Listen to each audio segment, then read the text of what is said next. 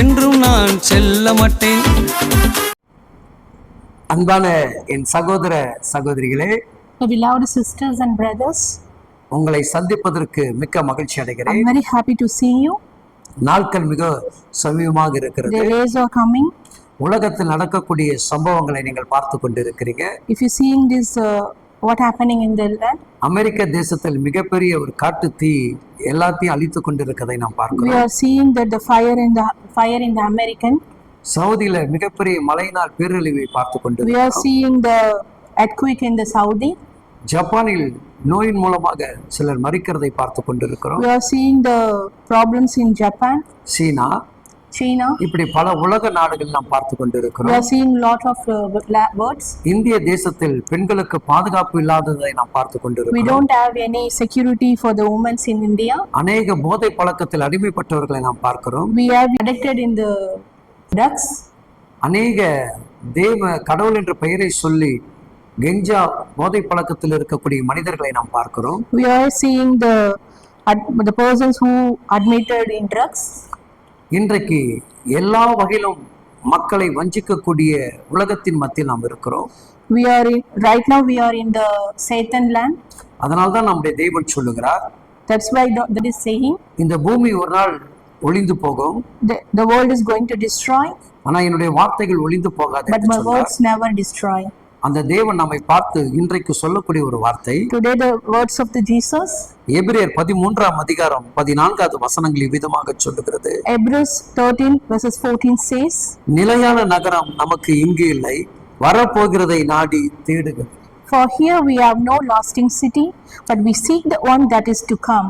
இப்ப நான் இருக்கிற இடம் எனக்கு நிலை கிடையாது. I don't think this place is ஒருவேளை நான் மிகப்பெரிய சர்ச்சையை கட்டி வைத்திருக்கலாம், if I build a big church, அந்த சர்ச்சை எனக்கு நிரந்தரம் அல்ல.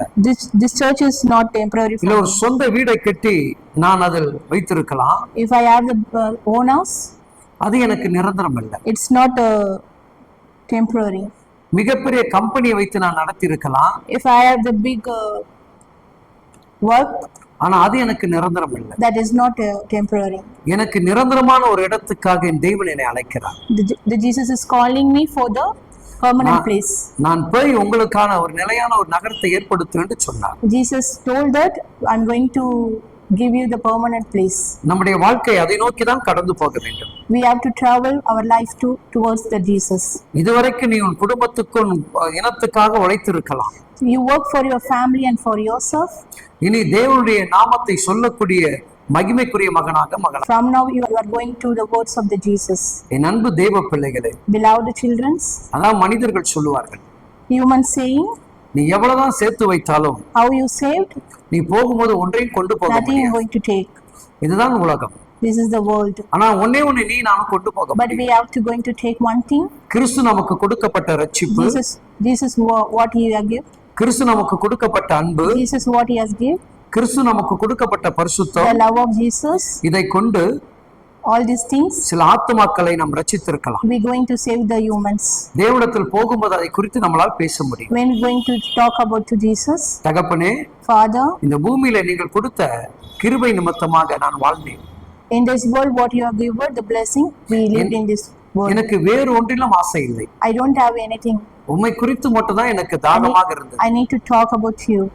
ஒரு காலங்களில் When was நான் அநேகர் மேல அன்பு செலுத்தினேன், I was loved with many humans, ஆனா அந்த அன்பெல்லாம் என்னை காயப்படுத்தியது. but it hated me. ஆனா நான் உன் மேல அன்பாகவே இல்ல, But I am not in love with you. ஆனா நீங்க என்ன தேடி வந்தீங்க, But you came for me. என் மேல அன்பு You செலுத்தினீங்க. loved me.